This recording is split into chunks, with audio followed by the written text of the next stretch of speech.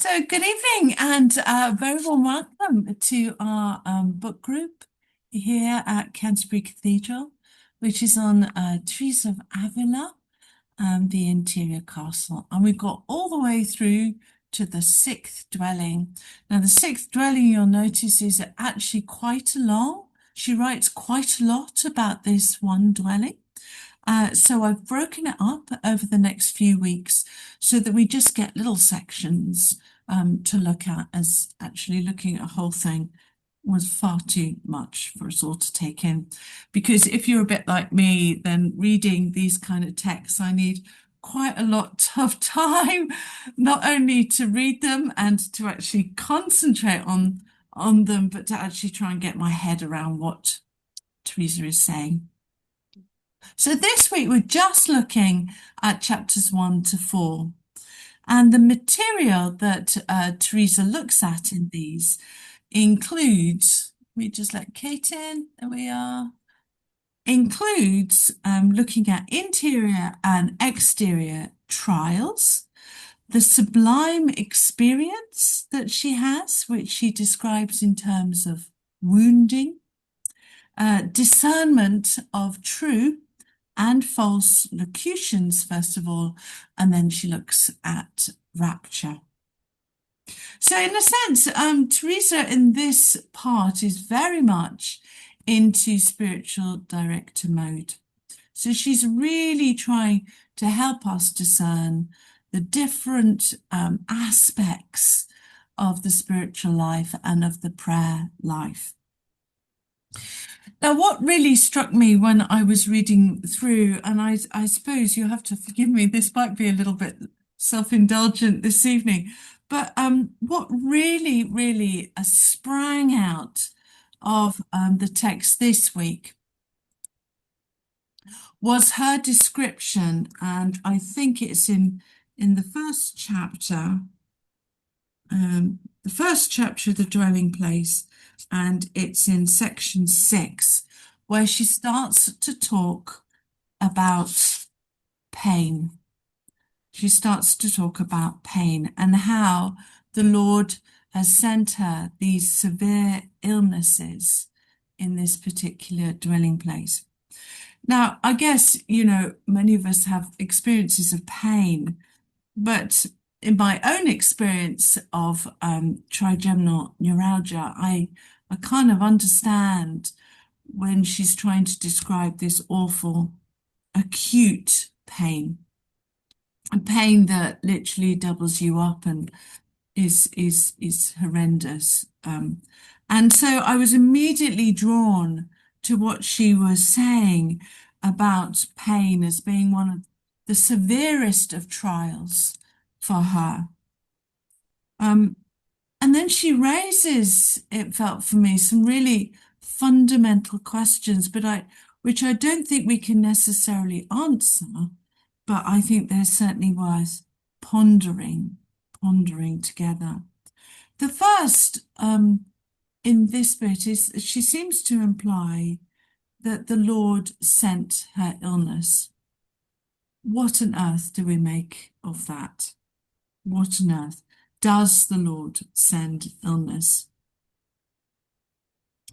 And then what she does as well, in not only in that little section in chapter 1, but also she goes on to use in her language, is she seems to link illness and pain with the mystical life. Again, I think these are big questions that are not easily answered. Is there a link? I do not know.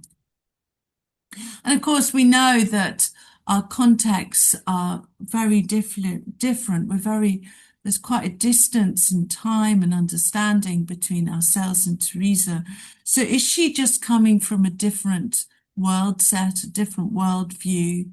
And so in a sense, these questions for us are very problematic, whereas they may not have been for her. Or is it actually that, these questions just are problematic and they raise big kind of trying to grapple with what does it mean to be human and what does it mean to have bodies that actually are full of different experiences, not only sublime ones, but also ones of abject pain. So what is Teresa's experience of illness and pain? And I thought it might be really interesting in this little introduction to actually go back and look in the life of Teresa of Avila in her autobiography and just chart, what is she talking about? What are her experiences? Because actually in that life, she's really quite specific, and she really does give us quite a full picture of some of the illnesses that she has been through. But before that, she even tells us in this text, in the prologue, that she has had an ongoing struggle with sickness throughout her life. And she talks about, when she's trying to write this, that there's a weakness and there's a noise within her head. And she speaks about that, the only way. Oh yeah, I'm back. The only way she can actually write is because she told she has to write. So it's underneath that rule of obedience that has somehow given her the courage or the ability to overcome her personal difficulties. And she tells us that she's bearing with a poor memory and a very bad headache. And I guess in this prologue, what she's really, the two areas that she's highlighting is, first of all, that she's incredibly weak and frail in her bodily self. She's pretty old by this time that she's writing. And so what she is needing the grace of God, so that the words are not about her. It's what God has given to her, because she's actually in a very weak physical, emotional, and spiritual state. So it kind of emphasizes once again that this isn't Teresa sort of saying, well, hey, look at me. It's actually that it's the Holy Spirit speaking through her. And secondly, that what she's doing is she's actually placing obedience, the virtue of obedience, of, following the instructions that she's been given, following her rule, which was quite strict, above her own state of health. And somehow this has then enabled her, given her the grace to complete her task. So those are the two things that she's really pulling out, it seems to me, from the prologue about actually literally writing this text when she's in a state of ill health. But we hear, as I say, from her autobiography, that poor old Teresa has been completely hounded by ill health throughout her life. And in this text, she very movingly tells us about the different illnesses that she's endured. If we have a closer look at that, first of all, she tells us that even before she's taken up the veil, she describes in chapter 3 of her autobiography how God once again, she frames it in these terms, sent her serious illness, which compelled her to return home after she was staying away for a period in a nunnery. And she seems to have continued in poor health with what she described as severe fainting fits and also fever, which implies that this comes from being prevented from taking the veil. So she's linking her own illnesses with actually living out her spiritual life. That if she's allowed to live out her spiritual life, then her physical health will improve. Well, as we know, she does at last get to be take the habit. But actually, what happens is that immediately she finds that she continues in poor health, and that actually she describes it as suffering from such pains in the heart that everyone who saw them were alarmed. And she becomes increasingly ill, which becomes more and more problematic for her until she actually ends up unconscious. So her father takes her away from the convent to actually help her with different remedies to sort her out. But she describes the remedies and actually more torture. And I just thought I'd just read this from the her life, because I think it's very interesting the way she describes it in such detail. So she said, the treatment was more severe than my constitution could stand. So strong were the medicines that after 2 months I was almost dead, and the pains in my heart, of which I had come to be cured, were so much more intense that I sometimes felt as if sharp teeth were being plunged into me. I was in such agony that they feared I might go mad. I'd lost a great deal of strength, for I felt such a loathing for food that all I could take was a little liquid. And I had a continuous fever. I was reduced by the daily purges that I had been given for almost a month, so shriveled that my nerves began to contract, giving me such unbearable pain that I could get no rest by night or day, and fell into a state of misery. And then she goes on, what distressed me was the pain, which was everywhere from my head to my feet. For the pains in the nerves, as the physicians say, are unbearable. And all my nerves were contracted. If I had not brought this on by my own guilt, it would have been a cruel torture indeed. So once again, that echoes, she really explains it beautifully, but then she once again finds reasoning for it in her own sins, which is really problematic stance to be taking for us today. So then she describes these effects, as I say, and when she eventually returns to the convent, her body is so emaciated that it takes her 8 months afterwards to recover. But what's incredible is that she ends this by talking, this whole period of talking about her health, by taking away, by explaining it, that it actually gave her more openness to God's will, and it gave her patience, and it gave her joy. I think this shows extraordinary courage in Teresa, and I'm always amazed when I read her text. It is an incredibly accurate description of what acute pain of the nerves feels like. And just to think of her without any medication and having to kind of live with that. It's not for nothing that nerve pain is described as the suicides condition. So I'll leave you to just think about that. But to say that she is not alone.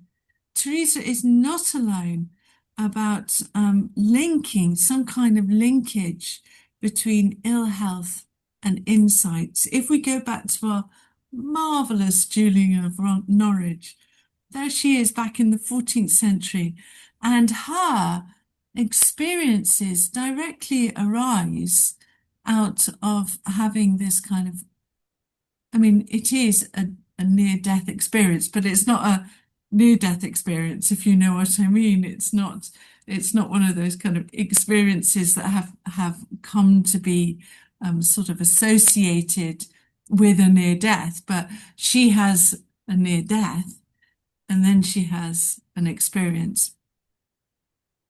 And of course, we know that, again, Julian gives us a wonderful description of how her body slowly starts dying from her feet upwards. And she writes that, everyone who was around her didn't think that she was going to last till morning. And of course, the other person is Marjorie Kemp, who is the other, the good, the good Marjorie who we have looked at. She too has this incredible, well, a horrendous experience of childbirth, and it's out of that she actually, really begins to have this very devout understanding of her life, but also a direct revelation or experience of God. So the two are not, it's just interesting. I mean, you could say that, mystics are people who are prone to illness, but I think it's far too simplistic than that. And I think there's much more to explore and to deepen. And why is it that these experiences they have become, Oh, Andrea, yes, Teresa of Avila, Teresa of Lisieux, absolutely. Before she died, she had extreme pain. Yeah, you're right. See, you can start thinking about some of these folk who did have great difficulty and great suffering physically. So Teresa, in some of her places, does talk about that whole gamut of thinking of mortification of the flesh. And I really don't want to go there on that, because that just opens up a whole different world of, why did some of the late medieval, the high Middle Ages, have these extreme practices of mortification of the flesh, from flagellation right through to, starvation and sleep deprivation and all of that. It's all a mystery to me. And in a sense, Teresa doesn't really go there with that kind of heroic asceticism, as it's sometimes nicely described. She doesn't really say about, these are the kind of things you should do. Not at all. She's actually much more about moderation. And for her, it seems, that there are enough torments and trials in this world without inflicting them on yourself, it seems. And so I don't want to go down that kind of rabbit hole. I think that's a whole nother area of thinking. And there are other people who know a lot more about that than I do, and probably studied it and tried to understand why there was this kind of extreme mortification during this period. But what I do think is interesting and worth also considering is how she then uses, in the second chapter, she then uses the language of pain and wounding to express her intimate experience of God. I think that is really fascinating, to have come from, expressing the torments to then utilizing the language to try and speak about her experiences of God. Now, why on earth would she want to use this language? Well, I think one of the reasons has a very long, tradition in the Christian spiritual tradition, and that is of that identification with the suffering of Christ on the cross. I mean, it's all there, and even, Julian, right at the beginning of her text, tells us that she desired, to suffer as Christ suffered on the cross. And it's not so much a morbid sort of, I want to know how bad it was, for you, Jesus, because it's not so much about sort of that self-entry into, the sufferings of Christ, but it's more about identity. It's more about compassion. It's wanting to be as close to Christ and Jesus as you can possibly be. And what is more universal for us all but the suffering that we have as human beings. So it's much more about being alongside, being with, entering into the humanity of Christ, and then sort of, I'm as good as Jesus in my suffering. So that's one whole area of the Christian tradition. And of course, the other biblical, the sort of the biblical tradition that we have of the Song of Songs, where it describes in chapter 8 that love is as flashes of fire and as a raging flame. And she even describes at one point how these sparks, kind of burn. And that takes us on to this notion of actually the sparks of love are something which wakes us up, but also there is an understanding that there's the language of it changes us, wounds us. And also in chapter 5, verse 8, she talks about being sick with love. So that's in the Song of Songs, So the Song of Songs actually talks about love as a sickness. And I guess that's an old, that's an old saying, I'm sick for love. But of course, in the Song of Songs, it gets translated in the soul's desire and yearning for God. But I guess there's also a sense in which, the language of pain could possibly express something about the inexpressibility of her experience. So for any of you, I'm sure you've all at some point been in pain, but it's remarkable that you can't remember pain. As soon as it's over, you can't actually remember it. It's incredibly intense at the moment, but then if you say, well, what was it like? It's a bit like, childbirth. You say to the mother, so what did it feel like? And kind of fumbling around for the language to try and express. It's really difficult to describe what pain is like. So you kind of use terms like, oh, well, it was a sort of jabbing, it was a bit burning. So even there, you're using metaphors to try and express what the physicality of what it feels like.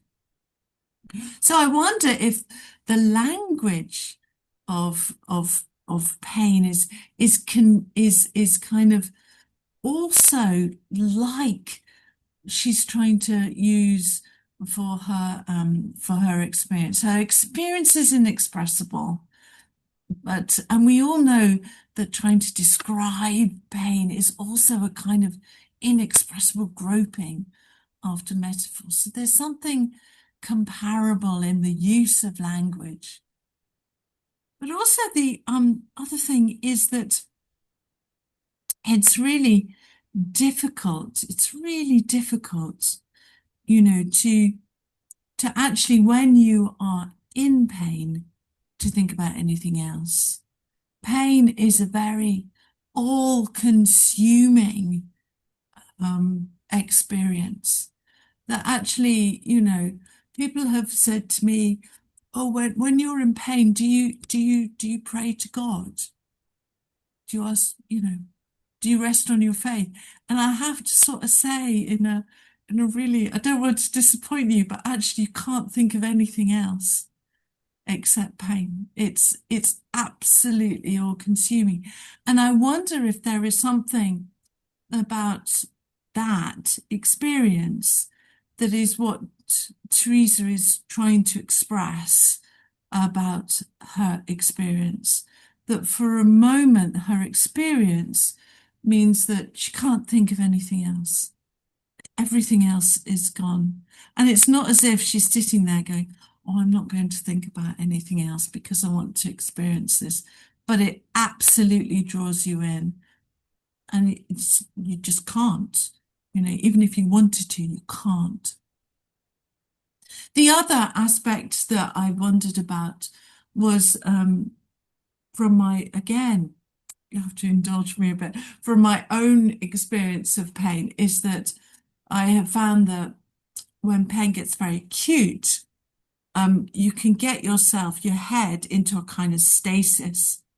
So, for example, what I did was breathe very quickly, but also absolutely stay as still as I possibly could so as not to trigger anything. And actually, it felt like being in a kind of otherworldly sort of contemplative kind of holding, And I just wonder if from her own experience, because there's something very comparable in what she says, is that there's something about that as well, that, this experience is very similar to when she has experienced the worst acute pain.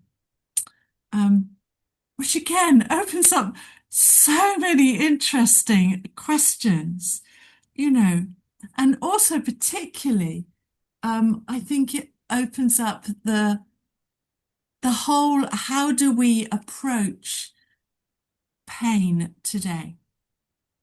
Because I have to say, myself and universally, there is a real desire to escape pain. You just give me the drugs, just do it. I don't care, just get rid of it.